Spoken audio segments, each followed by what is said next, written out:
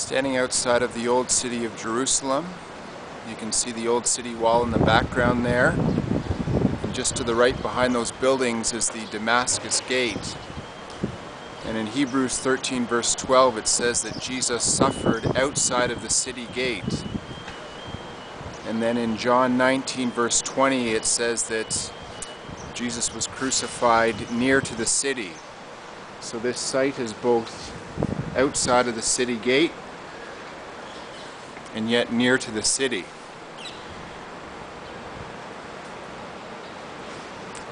Matthew, Mark, Luke, and John all identify the place where Jesus was crucified as the place of the skull. And in John 19, verses 17 and 18, John says that Jesus was crucified at the place of the skull, which in Hebrew is Golgotha. John wrote that in the place where Jesus was crucified there was a garden and a tomb. And very close by here, an ancient water cistern has been found. So here's the opening to that cistern. You can see water running down there.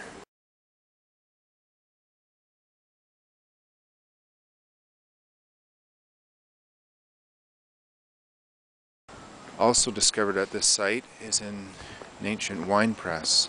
So grapes harvested in this garden would be pressed here.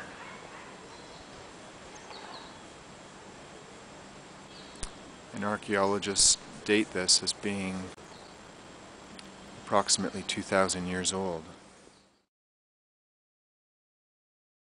In John chapter 20 verse 15 we read of how Mary, when she first saw Jesus, she didn't recognize him and supposed that he was the gardener.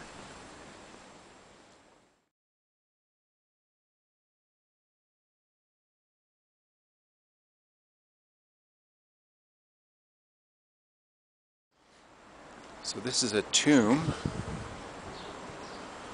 which has been found here, hewn out of the rock, and it's in Matthew chapter 27 verse 60 where it specifies that the tomb in which Jesus was buried was hewn out of the rock. And the floor here as well as the tomb itself are all of one stone. Scripture says that this place belonged to Joseph of Arimathea, and Matthew specifies that he was a rich man, and that's in Matthew 27 verse 57. So obviously to have a tomb of this sort you'd have to be rich,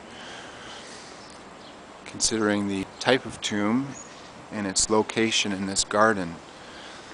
And Scripture speaks of a stone that was rolled in front of the entranceway of the tomb. And you can clearly see here a channel or a trough which would have enabled the stone to be rolled back and forth.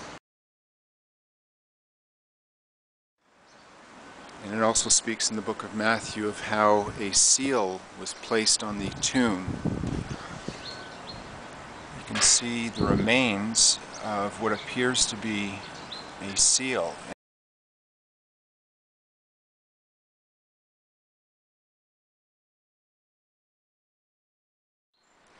So entering the tomb itself, it's necessary to stoop down to enter because it's only about 4.5 feet or even less than that.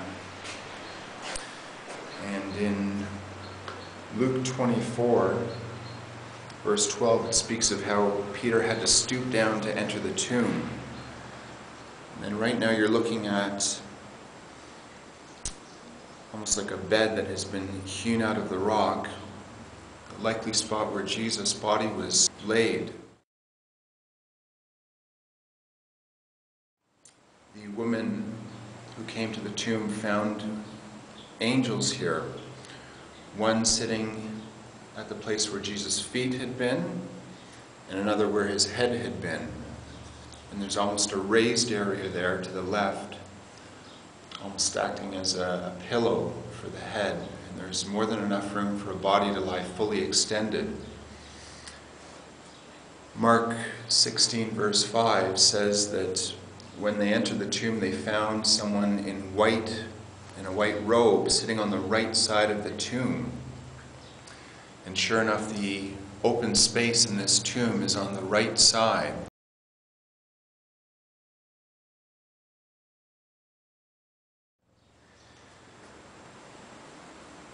You can also see here a place for another body to be laid, but it was never completed. At the foot there, it hasn't been fully carved out as it has been on this side.